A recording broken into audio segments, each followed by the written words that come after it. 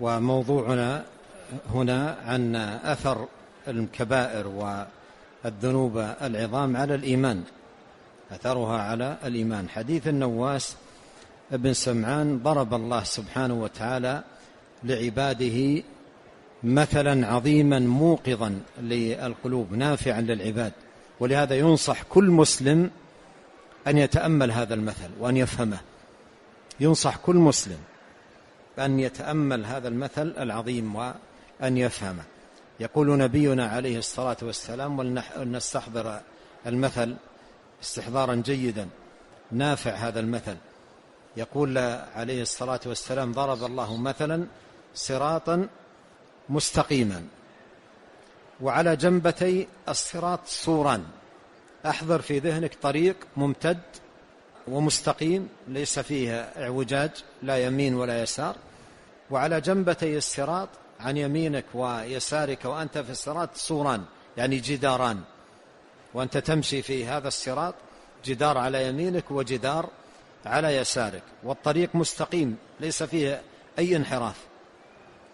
قال عليه الصلاة والسلام: وعلى جنبتي الصراط، يعني يمين ويسار، سوران فيهما أبواب مفتحة، أبواب تمر وأنت تمشي. استحضر المثل وأنت تمشي، على يمينك أبواب كثيرة وعلى يسارك أبواب أيضا كثيرة مفتحة، يعني ليس عليها أقفال. من يريد أن يدخل ما يحتاج أن يقف وقت ويعالج الباب ويحاول أن يفتح أو يجلب مفتاحا ليفتح. أبواب مفتحة وعليها ستور مرخاة، ستائر، كل باب عليه ستارة. الباب الذي عليه ستارة إذا أراد أن يدخل الإنسان يحتاج أن يقف، مثل الباب الذي يحتاج أن تفتح بيدك وتعالج فتحه، وأنت تمشي ممكن تدخل، تدفع الستارة بكتفك وتدخل مباشرة. هذا في تنبيه، لأن انحراف الإنسان عن الصراط ودخوله في شيء من تلك الأبواب ما يحتاج إلى وقت، قد يخرج الإنسان فجأة، وهذا فيه تنبيه للإنسان أن ينتبه. قال: وعلى الأبواب ستور مرخاة وعلى باب الصراط داع يقول على باب الصراط داع يقول: يا أيها الناس ادخلوا الصراط جميعا ولا تتعرجوا. امشوا مستقيمين في هذا الصراط، لا أحد ينحرف لا يمين ولا يسار، استقامة تامة. ادخلوا الصراط ولا تتعرجوا. وداع يدعو من فوق الصراط، في بعض الروايات من جوف الصراط، فإذا أراد يفتح شيئا من تلك الأبواب قال: ويحك لا تفتح. ما هو هذا الداعي الذي يدعو من فوق الصراط أو من جوف الصراط؟ إذا أراد يفتح شيء من تلك الأبواب قال: ويحك لا تفتح، فإنك إن تفتحه تلجه، إن فتحت الستارة دخلت. معنى ذلك ماذا؟ أن الفتن إذا وضع الإنسان قدمه فيها جرته إلى أخر وإلى أمور أخر. ولهذا يعني أول ما يدخل في الذنب يدخل بخطوة واحدة، ثم هذه الخطوة تجره إلى ماذا؟ إلى خطوات. وهذا قول الله تعالى: لا تتبعوا خطوات الشيطان.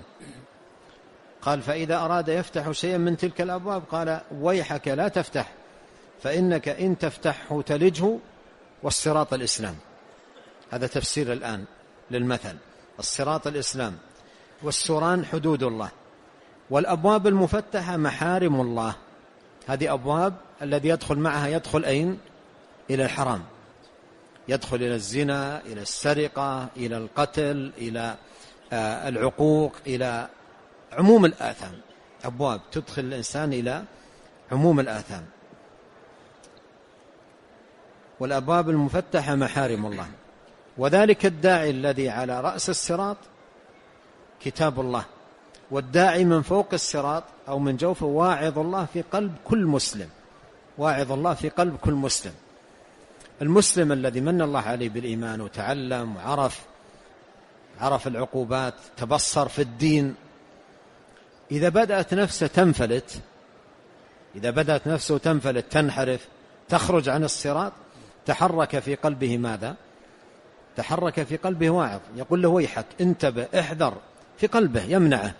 هذا الواعظ يكون موجودا عاملا ما دام العبد على هذه الحال في الصراط. لكن إذا دخل في المحارم وتعمق فيها ينطبق عليه المقولة كثرة الإمساس تذهب الإحساس، يصبح هذا ما يعمل. ولهذا بعض الناس ما يعمل ويعمل في الذنوب ولا هناك شيء يحركه. وفي إنسان مجرد ما تحدثه نفسه ولو حديثا يسيرا أن يدخل في شيء من المحرمات يجد قلبه يزجره، يجد قلبه يمنعه، يجد في قلبه واعظ له يعظه، مثل ما قال ويحك لا تفتحه فإنك إن تفتحه تلج.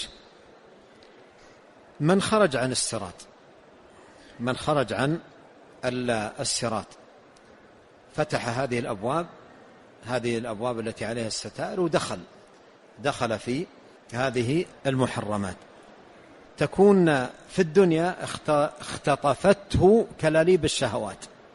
الشهوات أشبه ما تكون لها كلاليب تخطف الإنسان، وإذا خطفته كبلته وجعلته ينغمس في الرذيلة، في المعصية، في الخطيئة. كلاليب الشهوات تخطف الإنسان فتبعده عن الصراط.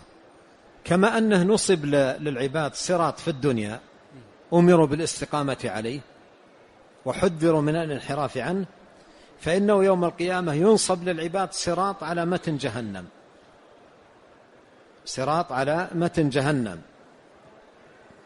ويؤمر العباد الناس بالمرور على هذا الصراط، وليس هناك وصول للجنة إلا من فوق الصراط المنصوب على متن جهنم. وهذا قول الله تعالى وإن منكم إلا واردها، النار إلا واردها كان على ربك حتما مقضيا ثم ننجي الذين اتقوا ونذر الظالمين فيها جثيا. هذا هو الصراط الذي ينصب على متن جهنم. كيف حال الإنسان على هذا الصراط؟ هو بحسب حاله على الصراط الآن في الدنيا، لينظر إلى حاله ويعرف أن حاله الآن على الصراط انضباطا واستقامة أو والعياذ بالله انحرافا واعوجاجا هو نفس الحال التي سيكون عليها الإنسان يوم القيامة. بمعنى أن المستقيم على الصراط في الدنيا لا ينحرف على الصراط الذي ينصب على متن جهنم، والمنحرف عن الصراط في الدنيا لا يستقيم على الصراط الذي ينصب على متن جهنم، لا يستقيم. وكما أن في الدنيا كلاليب الشهوات تخطف، أيضا هناك على الصراط كلاليب الذي ينصب على متن جهنم، مثل ما سمعنا في الحديث قال ثم يضرب الجسر على جهنم وتحل الشفاعة ويقولون اللهم سلم سلم. قيل يا رسول الله وما الجسر؟ الجسر المراد به الصراط الذي ينصب على متن جهنم. قال دحض مزلة فيه خطاطيف وكلاليب وحسك، تكون بنجد، فيها شويكة يقال لها السعدان، هذه تخطف هؤلاء. تخطف من؟ تخطف الذين خطفتهم كلاليب الشهوات، تخطفهم الكلاليب التي على جنبتي الصراط. وأيضا كلاليب الشهوات أين هي في الدنيا؟ أين هي؟ على يمين الصراط وشماله. نفس الأمر يوم القيامة، الذي يحصل على الصراط يوم القيامة هو الذي يقع الآن في الدنيا. ولهذا ينبغي على الناصح لنفسه أن يكثر من دعاء الله عز وجل الهداية إلى الصراط المستقيم. ولنعلم أن هذه الدعوة اهدنا الصراط المستقيم هي أعظم الدعاء، ولهذا أوجبها الله علينا في اليوم والليلة كم؟ 17 مرة بعدد الركعات المفروضة، 17 مرة ندعو هذه الدعوة اهدنا الصراط المستقيم. على العبد أن يكثر من هذا الدعاء، ويكثر أيضا من المجاهدة لنفسه، وأن هذا صراطي مستقيما فاتبعوه ولا تتبعوا السبل فتفرق بكم عن سبيله ذلكم وصاكم به لعلكم تتقون. نعم.